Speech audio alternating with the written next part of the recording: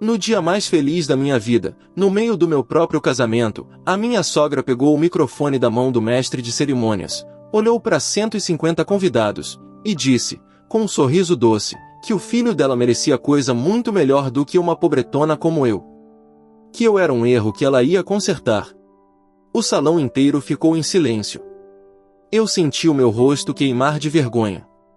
E foi exatamente nesse instante, com ela ainda segurando o microfone, que o telão atrás dela acendeu sozinho. E começou a passar um vídeo. Um vídeo que ela achava que ninguém nunca ia ver. Mas deixa eu te contar essa história desde o começo, porque para entender o tamanho dessa virada, você precisa entender o tamanho do inferno que eu vivi antes. Meu nome é Beatriz, eu tenho 28 anos, e durante 3 anos eu fui a inimiga número 1 de uma mulher que sorria para mim na frente dos outros e me destruía por trás. Eu conheci o Theo na faculdade. Ele era do tipo calmo, gentil, aquele cara que segura a porta, que lembra do seu aniversário, que liga só para saber se você chegou bem. A gente se apaixonou devagar, do jeito bom, construindo uma coisa de verdade. O Theo vinha de uma família com dinheiro. O pai dele tinha falecido cedo, e a mãe, a dona Vânia, tinha ficado com tudo, a casa enorme, as empresas, o nome na cidade. Eu, para você ter ideia, cresci num apartamento de 2 quartos, filha de um pai motorista e uma mãe professora.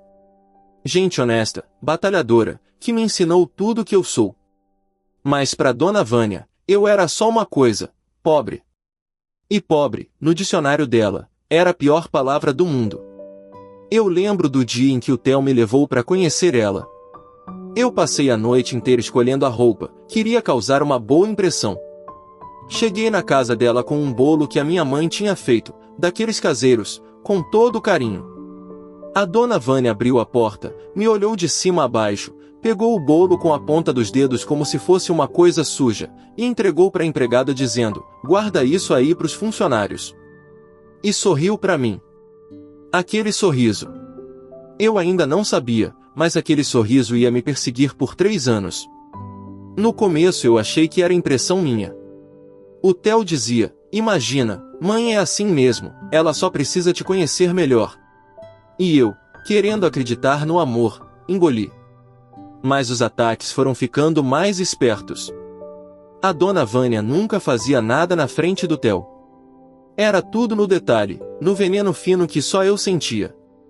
Num almoço de família, ela servia todo mundo e esquecia o meu prato, e quando eu falava, ela fingia espanto. Ai, querida, desculpa, é que você é tão discreta que eu nem te vejo.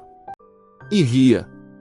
Ela me dava de presente roupas 2 números maiores, dizendo na frente de todo mundo, achei que serviria, você parece o tipo que engorda fácil. Ela me chamava pelo nome errado de propósito, ano após ano. Era uma guerra silenciosa, e eu lutava sozinha, porque toda vez que eu tentava contar pro Theo, soava pequeno. Como é que eu ia explicar que um prato esquecido tinha me feito chorar no banheiro? Ele nunca veria, porque ela era boa demais em ser má só pra mim. O tempo passou, o Theo me pediu em casamento numa viagem, ajoelhado na areia, e eu chorei de felicidade.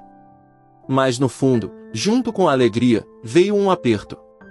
Porque eu sabia que casar com o Theo significava ter a dona Vânia na minha vida para sempre. E foi aí que o inferno saiu do detalhe e virou guerra aberta. Quando ela soube do noivado, a dona Vânia mudou de estratégia. Ela parou de ser sutil. Ela decidiu que ia impedir aquele casamento a qualquer custo. Começou inventando histórias. Ligava pro Theo chorando, dizendo que eu tinha sido grossa com ela num telefonema que nunca aconteceu. Espalhou pra família que eu só queria o dinheiro dele, que eu era uma caçadora de fortuna. Chegou a oferecer dinheiro pra mim, num envelope, dentro de um café caro pra onde ela me chamou. Ela empurrou o envelope na mesa e disse, tenho o suficiente aqui pra você sumir e refazer a sua vida longe do meu filho. Todo mundo tem um preço, querida. Qual é o seu? Eu olhei para aquele envelope, e sabe o que eu fiz? Eu empurrei de volta, me levantei, e disse a única coisa que me deu forças naqueles anos todos, o seu erro, dona Vânia, é achar que todo mundo é igual à senhora. E fui embora. Mas eu cometi um deslize. Eu contei pro Theo só metade. Contei do dinheiro, mas não tive coragem de contar tudo, porque eu tinha medo de parecer que estava colocando ele contra a própria mãe. E foi esse silêncio que quase me custou tudo. Porque enquanto eu sofria calada, a dona Vânia trabalhava nas sombras. E ela tinha um plano muito maior do que eu imaginava. Faltando 2 meses para o casamento, começaram a acontecer coisas estranhas. O salão que a gente tinha reservado ligou dizendo que a nossa reserva tinha sido cancelada, sendo que a gente tinha pago tudo. A floricultura recebeu uma ligação, supostamente minha, mudando todo o pedido para coisas baratas e feias.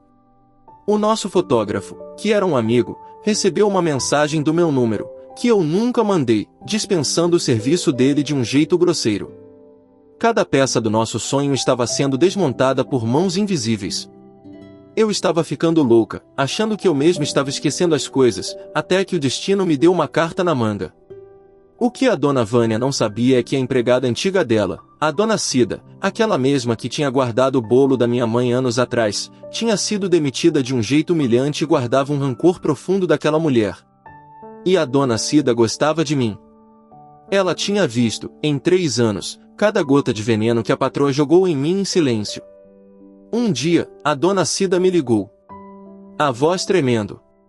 Ela disse: "Menina, eu preciso te mostrar uma coisa, mas você precisa ser forte." E me mandou uns arquivos. Eram gravações. A dona Vânia, no escritório dela, tinha o costume de gravar tudo para se proteger nos negócios, e nunca apagava nada do sistema da casa. A dona Cida, que cuidava daquele computador, tinha cópia de tudo.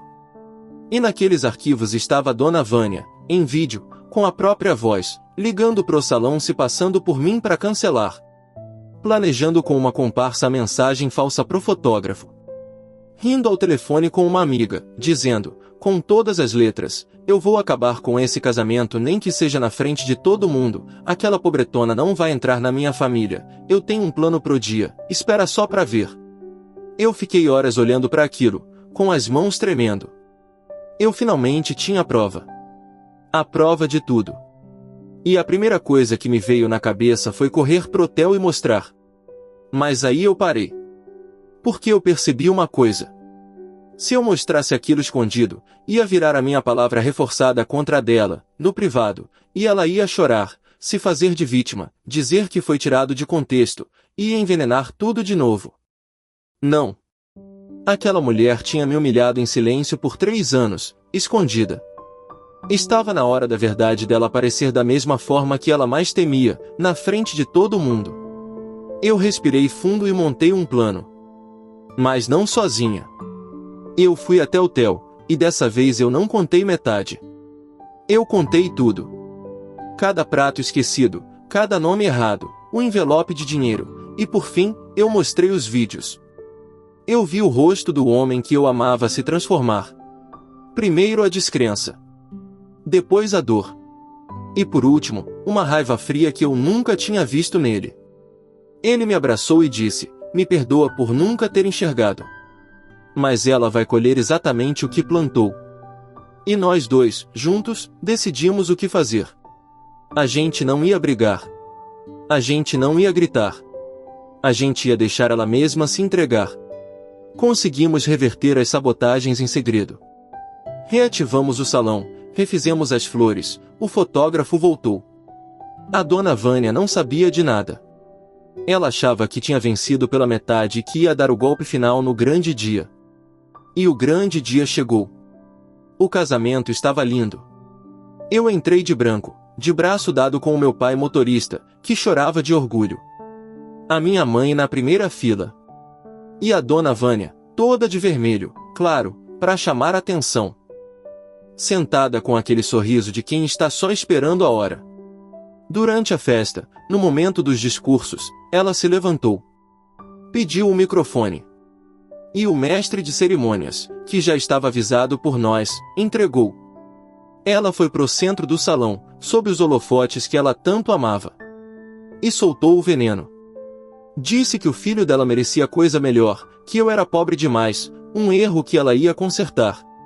O salão gelou. Foi exatamente o momento que a gente esperava. Porque o Theo, lá de trás, com o celular na mão, deu o comando. E o telão gigante atrás da Dona Vânia, que até então mostrava as nossas fotos, mudou. Apagou as fotos. E começou a passar os vídeos. A voz dela ecoou pelo salão inteiro, gravada, nítida: eu vou acabar com esse casamento nem que seja na frente de todo mundo.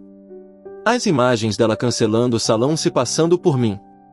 Dela rindo, chamando a minha família de pobretona, arquitetando cada sabotagem.